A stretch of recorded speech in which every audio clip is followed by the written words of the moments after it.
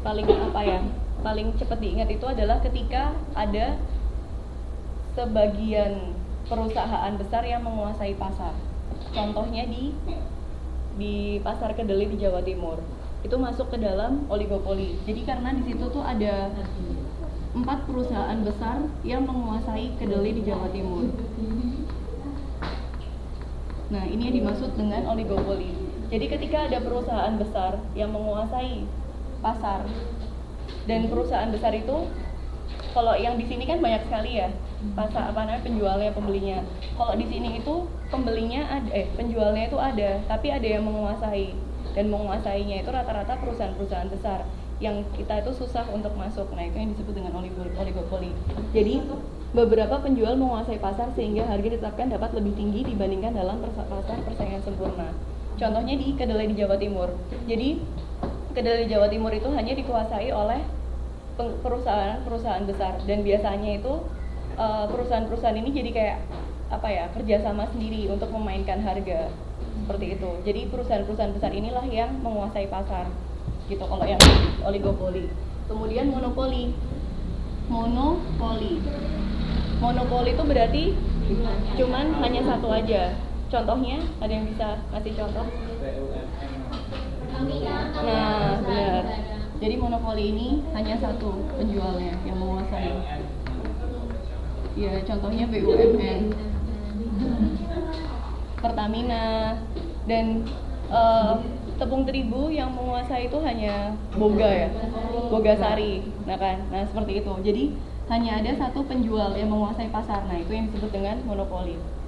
Kemudian monopolistik ini terdapat banyak perusahaan yang bersaing, tetapi ada sebagian kecil yang mengadakan kesepakatan untuk menguasai pasar.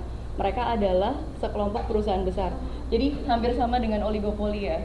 Cuman yang di monopoli ini, kalau yang di oligopoli ini benar-benar hanya perusahaan besar yang menguasai tanpa adanya campur tangan dari perusahaan kecil-kecil.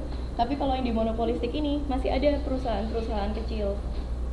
Tetapi ada beberapa yang membuat kesepakatan. Nah, itu yang disebut dengan monopolistik. Gitu. Ini beberapa faktor yang mempengaruhi harga.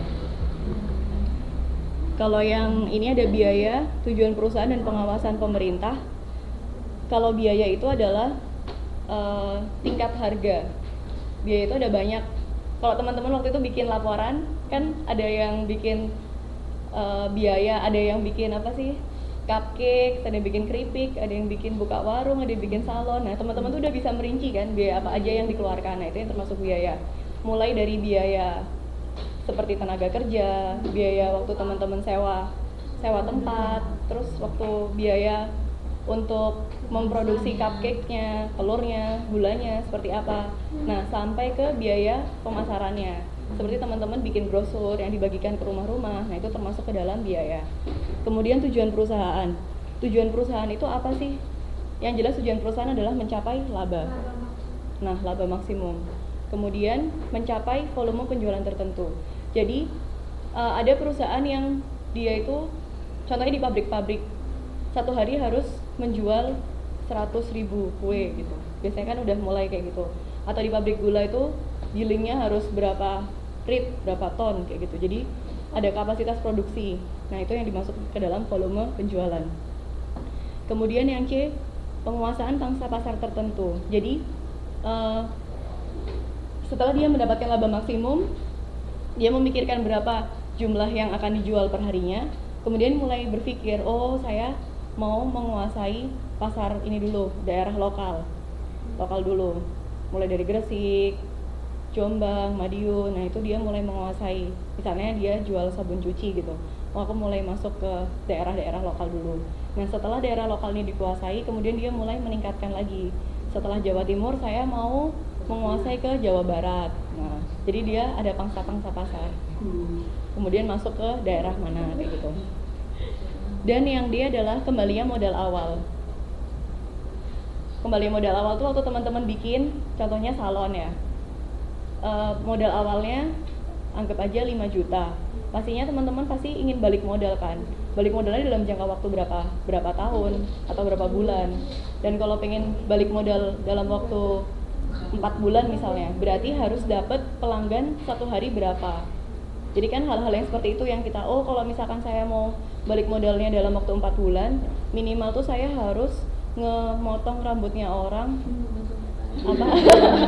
motong rambutnya orang 10, kemudian krimbatnya berapa misalnya karena harganya beda-beda, atau mijetnya berapa karena beda-beda. Nah, seperti itu.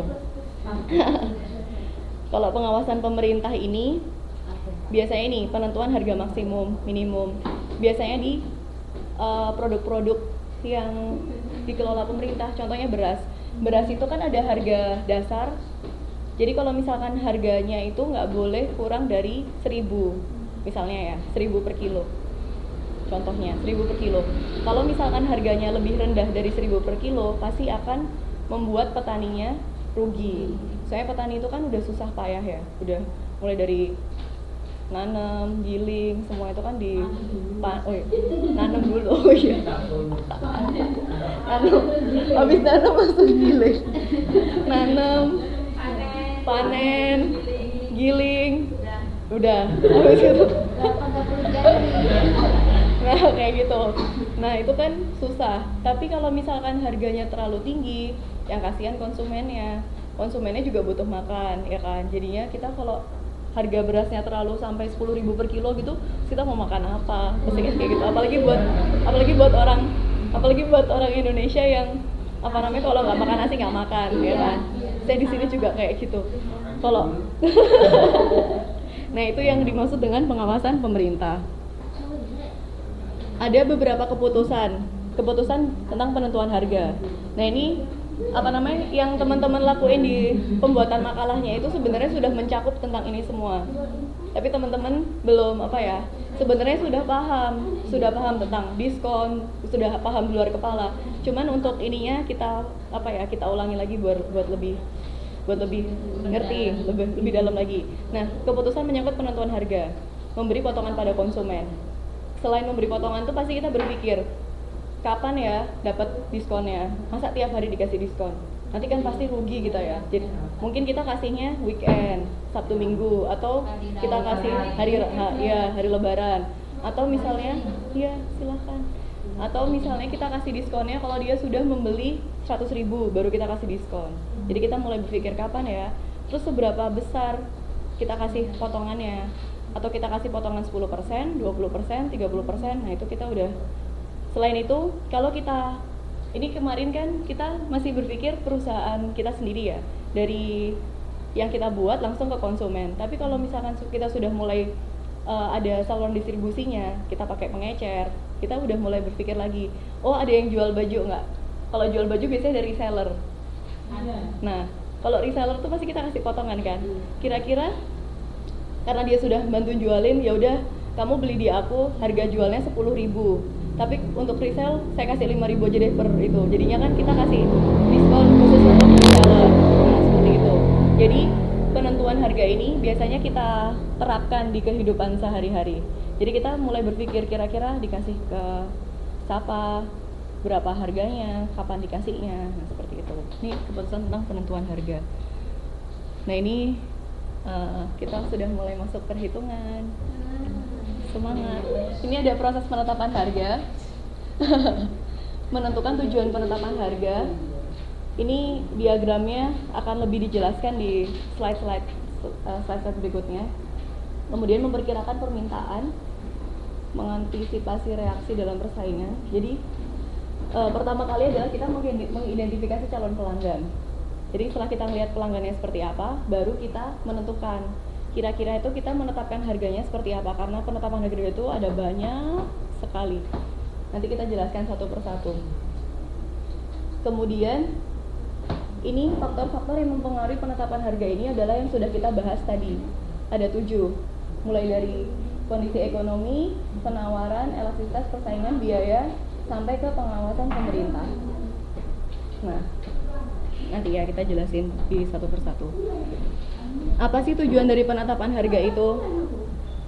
Ada banyak sekali tujuan penetapan harga. Yang pertama adalah meningkatkan penjualan. Yang kedua, mempertahankan dan meningkatkan pangsa pasar, menstabilkan harga, mencapai target pengembalian dan mencapai laba maksimum. Jadi penetapan harga itu karena kita ingin mendapatkan keuntungan yang paling maksimum. Nah,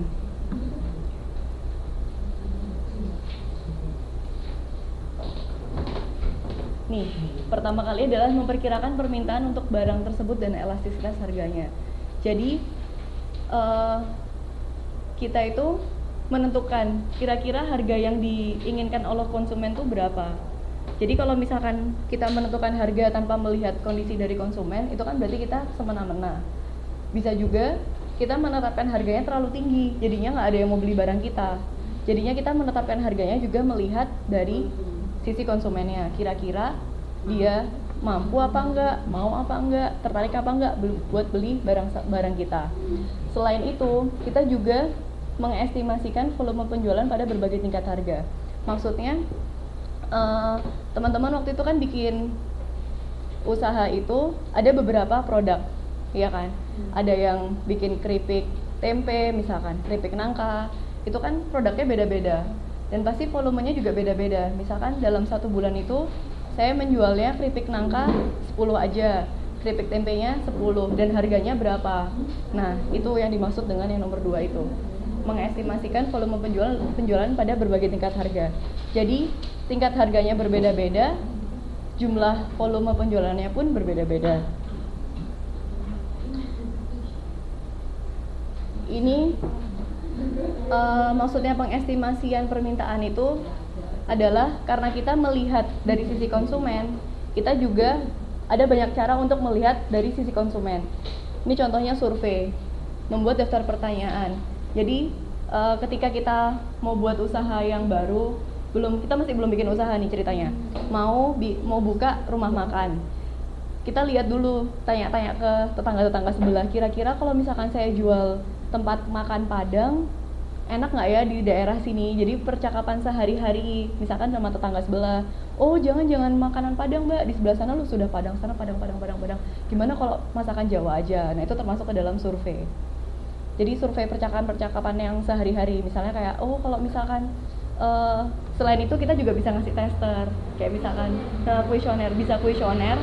Kalau kuesioner kan rata-rata pakai apa? Iya, centang gitu. Itu bisa termasuk ke dalam survei. Bisa juga dengan wawancara secara langsung. Tapi yang nggak disadarin oleh orang karena kita biasanya cuma tanya-tanya, kalau saya jual nasi Padang di sini kira-kira enak nggak ya, kayak gitu. Laku nggak ya? Itu termasuk ke dalam survei.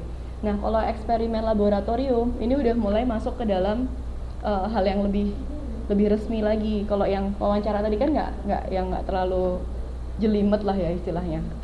Kalau yang eksperimen laboratorium itu ini memisahkan dan mengawasi berbagai dorongan pasar yang mempengaruhi permintaan. Jadi setelah teman-teman masih ingat kayak skala Likert yang kemarin 1 sampai 5, yang kalau misalnya ini saya hapusnya. Iya, enak, sangat enak. Itu termasuk ke dalam eksperimen laboratorium. Jadi yang kalau ini ada yang disebut dengan skala Likert. Contohnya cupcake ya, dari rasanya, kemudian ada kemasannya. Jadi yang di sini adalah atribut produknya, kemasan, kemudian dari harga misalnya. Karena kita kasih skala. Nanti ini konsumen memilih kira-kira rasa cupcake ini berapa. Kalau misalkan dianggap enak dikasih 5. Kalau misalkan kemasannya dianggap kurang menarik, dikasih, maksudnya biasa-biasa aja, dikasih 3. Nah itu masuk ke dalam eksperimen laboratorium. Jadi kita bagi kuesioner, kemudian diapain? Diuji-uji gitu. Ada yang dengan eksperimen lapangan. Eksperimen lapangan itu penyimpangan harga yang terkendali di toko. Maksudnya penyimpangan harga yang terkendali itu biasanya ketika ini biasanya untuk perusahaan-perusahaan yang sudah udah memasarkan produknya, tapi dia pengen menguji produk itu harganya, misalnya kayak gini contohnya,